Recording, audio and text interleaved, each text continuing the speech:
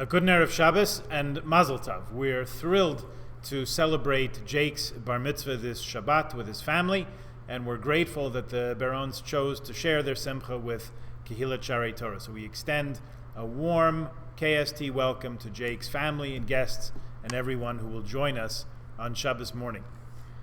Make a list, if you will, of your top 10 verses from the Torah. What are the most famous or most well-known or most inspirational passages that you can think of? What comes to mind first? Shema Yisrael, Hashem Elokeinu, Hashem Echad, V'ahavta l'reacha kamocha, love your neighbor as yourself. Bereshis bara, in the beginning God created. Teach them faithfully to your children. And Avraham said, God will show us the ram for the sacrifice, my son. Which are the ones that come to your mind? Let's consider the verse that is read the most frequently out of the entire Torah. The vast majority of psukim are read one time. You'll hear them on Shabbos morning when we read the entire portion of the week. The first 10 or so verses of each portion are read Shabbos afternoon, then Monday and Thursday mornings in advance of the Shabbat in which they're read as part of the entire Parsha. So we hear a small number of verses read publicly 4 times that week. So you'll hear it 4 times during the year. A few others are part of the reading for Yom Tov, so they reappear periodically also. There is one verse in the Torah that we read aloud a minimum of 35 times each year, far more than any other. It's a verse that speaks about the daily offering. Va'amarta lahem zeh ha'isha asher takriv LaHashem, and you shall say to them, this is the fire offering that you are to offer to God. Kevasim b'nei shanat mimim shnayim layom ola tamid. Male lambs in their first year, unblemished, 2 a day, as an ongoing offering. At first glance, maybe not as stirring, awe-inspiring as in the beginning God created the heavens and the earth. But let's reflect for a moment on how that verse about the daily offering arguably has more impact on our lives than any other. The following verse, the one right after that, is Es hakeves echad taseh b'boker, Es hakeves hasheni taseh ben arba'im. 1 lamb in the morning and 1 lamb in the afternoon. These 2 verses are describing the mitzvah of Korban Tamid, the daily offering. The Korban Tamid is introduced in our parsha this week, Mirtz Hashem. Those who are in shul this Shabbos morning will hear Jake, our bar mitzvah boy, read it. I got a sneak preview. I can tell you it's worth coming to shul for. This mitzvah is emphasized in Parshas Pinchas later on in Chumash B'Midbar, and we read it every Rosh Chodesh, which some months in the year is 2 days. And this particular verse is repeated, so it's by far the most often heard verse from our annual Torah readings. That has got to be telling us something. To some, it's talking about a ritual that happened a long time ago in a place far, far away. But those of us who know that Torah is talking to all Jews in all times. It's not just some history lesson. In the times of the Mishkan, the tabernacle in the desert, which we've been learning about these last 2 weeks in the Parsha, and later on when we built the temple in Yerushalayim, the Kohanim, the priests, would follow these directions and offer a daily sacrifice, a daily offering. Bring the lambs on the altar every day, 1 in the morning, 1 in the afternoon, just as this mitzvah is described in our portion this week. If you're looking in the book, it's Exodus chapter 29, verse 38, the beginning of the 6th Aliyah this Shabbos morning. Our parsha says, V'zeh asher taseh al mizbeach b'nei shana shnayim layom tamid. This is what you shall offer upon the altar, 2 lambs in their first year, every day continually. This is called Korban Tamid, and this offering is brought every day of the year, weekdays and Shabbos, Yom Tov, Rosh Hashanah, Yom Kippur. Every day means every single day. There may be others also extra offerings called Musafin for Shabbat and holidays, but the Korban Tamid is an everyday occurrence. You may have got the memo. Temple service, daily service in the temple in Jerusalem with Kohanim, incense offering stopped 1,952 years ago when the temple was destroyed by the Romans.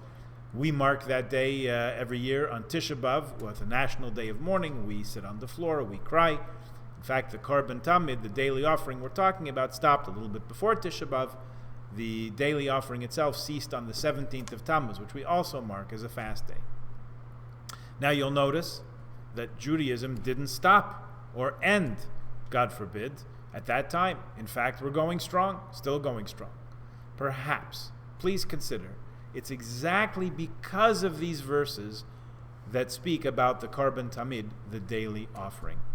The work that the priests, the Kohanim, did in the Mishkan, later in the Beis HaMikdash, the temple, was called avodah, service, in the collective, talking about all of it. They did a lot of work, preparing animal offerings, meal offerings, wine pourings on the altar, all this while the Levites were singing psalms beautifully in the Bnei Yisrael, or at least a representative sample, witnessed the service that was done on behalf of our entire people. When the Romans hit that pause button on the actual physical, tangible service, our avodah in the temple, the Jewish people continued the service as best we could, through prayer, through Torah study, learning about and discussing the points of the avodah, the temple, the priests, everything, keeping it going, keeping it alive and well in memory and in word and in thought, even though it wasn't possible for the time being to do it practically. For the time being is still going on, by the way. That's where we are now. We're looking for the time, looking forward for the time, when all the Jewish people from around the world will be gathered into our true home, the land of Israel, from our temporary homes in Toronto, in Vancouver, Tacoma, Caracas, Cape Town, Chelyabinsk, wherever Jewish people have landed up over these 2,000 years of exile. Until that time, we're still doing the daily service, the avodah. How are we doing it? We discussed in one of our classes this week, the Jewish people were called a kingdom of priests and a holy nation. Mamleches Koyanim v'goy kadosh. We read that just 3 weeks ago in Parshas Yisro, the chapter immediately before the Ten Commandments at Mount Sinai. So if we're all a kingdom of priests, a mamleches kohanim, so we're all doing that service every day, the korban tamid, each and every day. How are we doing it? A little offering in the morning and another one in the afternoon. Jewish life is above all else about ongoing service. Korban tamid. Wherever we are, whatever the situation, every day, in the morning and in the afternoon, we offer from ourselves. We take some of our time, some of our mental energy, some of our dedication that could be used for other things, and we make an offering out of it, and with that, we serve Hashem. And an offering is not just something that you give away. In Hebrew, it's called korban, which we translate as offering, but really comes from the word karov, closeness. Adam ki yakriv mikem korban lashem. A person who wants to come close, the offering to God must come from you. We're going to read that a few weeks from now at the opening of Chumash Vayikra, the book of Leviticus. What we are doing, what we do every day, a little bit in the morning, a little bit in the afternoon, even sometimes in between, is to offer from ourselves. And through that, we come close to God. That's the service of a Jew. Not only a Kohen, not only a priest, but each and every one of us, every day of our lives. To take a half an hour in the morning, when we could be doing other things, sleeping, and we take that time in daven, with a minyan if possible, men wearing tefillin when possible, that is to make an offering, to come close to God, to offer something from that part of of our day, and use it as a means to bring ourselves closer to HaKadosh Baruch Hu. To take a few minutes and daven mincha in the afternoon is another offering, a way to come close. When the world is functioning normally, if you remember even what that's like, you can download an app on your phone that tells you the nearest minyan for mincha wherever you are. Shacharis also. Some office buildings have a minyan where Jews who work on different floors come together for a minyan at certain times during the day. There are, of course, shuls and yeshivas from sea to shining sea that have regular times for prayer. And there are regularly scheduled minyanim at airports, at factories, at shops and stores. When we lived in Baltimore, we davened more than once at the minyan at the Orioles ballpark in a designated space behind the kosher hot dog stand, which, by the way, has its own set of sidurim in Nusach Ashkenaz or Sfard, whichever you prefer. When we take 10 minutes a day, 5 minutes a day, 20 minutes a day, whatever it is, to turn our attention from whatever worthwhile thing we're reading on our news feed or Twitter or whatever, just kidding, most of it is totally not worthwhile, when we take a few minutes and dedicate that to learning a bit of Torah, a word about the Parsha, or an upcoming holiday, or even a good Jewish insight from the wisdom of our sages, that is a daily offering. It's a way to come close. And in the digital era, it has literally never been easier for a Jew to connect. So while we love the peak moments and we celebrate the great simchas in Jewish life, the Seder at Pesach, coming up in just 9 weeks, by the way, hearing the shofar at Rosh Hashanah, eating cheesecake on Shavuos, these are special moments, to be sure. And the daily, in addition to those, behind the scenes, every day, the daily offering goes on each and every day, like we've been saying. Esakeves achat aseh b'boker, a little offering in the morning. Esakeves hasheni ben harbayim, a little offering in the afternoon. We are overjoyed, delighted about a bar mitzvah, a wedding, a bris. Why? Because these are great milestones in Jewish life.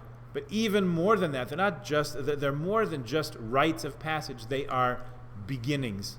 A bris is the beginning of welcoming a child into the covenant. A bar bas mitzvah is the beginning of that person's full participation in Jewish life, the age of majority and responsibility and participation. A wedding is the beginning of a new family, the essential building block of this Goy Kadosh, this holy nation. These are beginnings, and that's why we get so excited.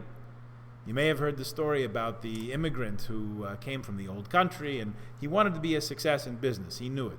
So he was new in the country. He wandered around town, and he took notes, looked around, and took notes on how different stores did business. He noticed there were two things that drew a crowd of shoppers.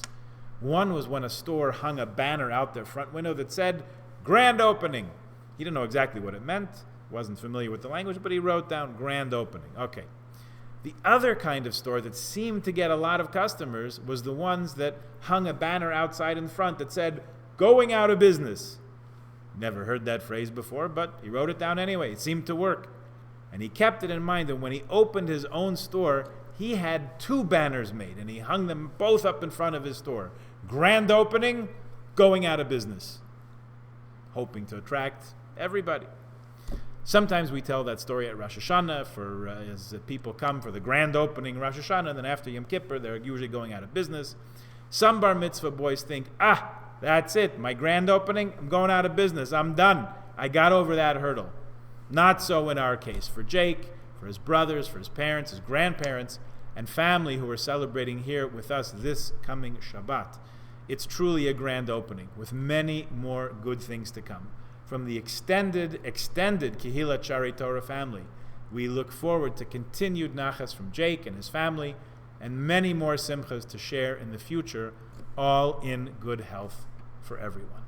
Mazel tov and good Shabbos.